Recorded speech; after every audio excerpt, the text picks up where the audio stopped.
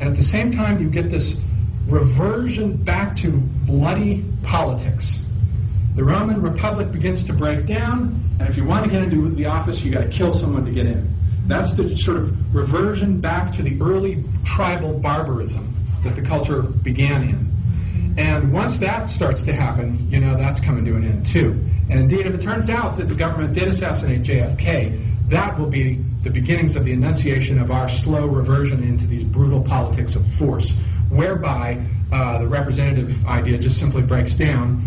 In the Roman case, the Roman civilization had begun with a sequence of 7 kings, and they got rid of the idea of kingship because they couldn't stand this idea of a monarchy. So they got rid of the kings and put in 2 sort of primary leaders who would check each other. So they developed a whole system of checks and balances.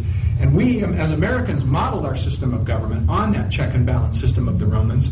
But the problem with that system is that the checks and balances over time begin to interfere with each other, such that you get a gradual gridlock that forms, and nobody can decide on anything.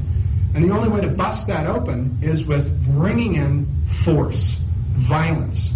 This is what happened in the Roman civilization, and it's definitely what's happening in our American culture. There's no doubt about it. We're reverting to this slowly. It takes a while. It doesn't happen overnight. It's a centuries-long process, but it's definitely occurring. But along with this reversion to barbarism, what you also get that comes full circle is the second religiousness. Just as the culture began in this deep piety, so too the intellect begins to exterminate itself. The culture renounces by ceasing to manifest itself in great geniuses. You get fewer and fewer and fewer of them, and the individual renounces by laying aside books. People stop reading. I mean, you get the Neil Postmans and the McLuhans who cry and whine about electronic culture as signifying, getting rid of books, but that isn't the case. From Spengler's point of view, that's simply the manifestation in our culture of what happened in the Roman civilization when people started burning books. They stopped reading. The Romans expelled philosophers left and right. They had huge book burnings. And as soon as you get autocratic authority coming in and can determine who can read what, I mean, the civilization is just no longer interested in thought and begins to shift over into belief, into spirituality. And so the Romans, in the time of Caesar, when the Republic was disintegrating, and if anybody's seen I, Claudius, you've got this in your mind, then they begin reverting to oracles, and then they start thinking about astrology, and you get all this sudden proliferation of mystery cults all over the place, of which Christianity was merely one, and they're all competing. And Spengler says this is what we've got in store for us over the next century, between 2100 and 2200. He says, I can make predictions in this book that will be more accurate than any historian has ever made before based on this model. And so far, the predictions that he's made for the 20th century have been dead on.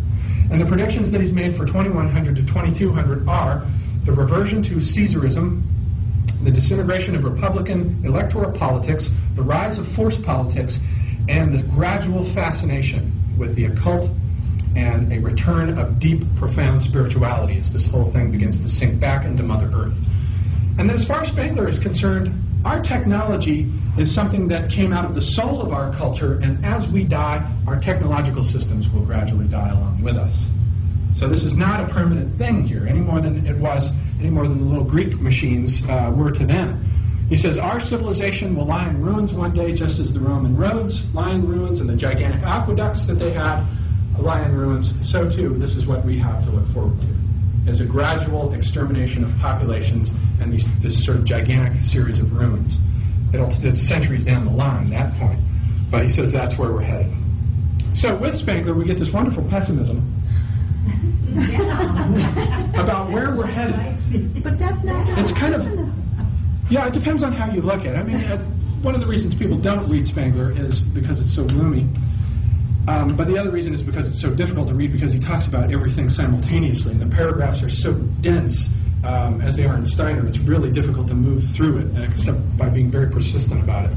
And he's a generalist, and the academics immediately attacked him when his book came out, saying, well, at this point about Egyptian pottery fragments, you didn't get this right. And, the academics are always specialized, and they can't see the forest for the trees. They're specializing on trees. But Spengler had this vision, and I think it's correct as far as it goes.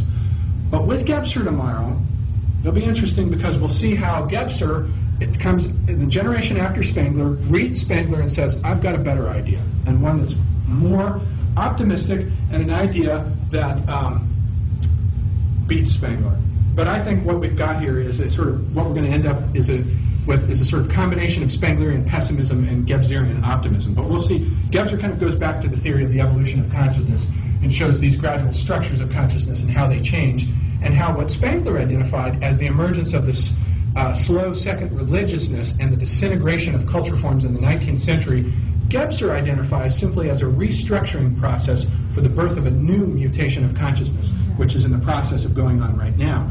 And we'll see that what Gebser means actually maps on to about what Steiner meant by the descent of the Archangel Michael, the birth of the Michaelic age, and what Spengler meant by the coming second religiousness, I think, was also the same thing Steiner more or less was articulating by this idea of the coming Michaelic age, when we would recover spirituality.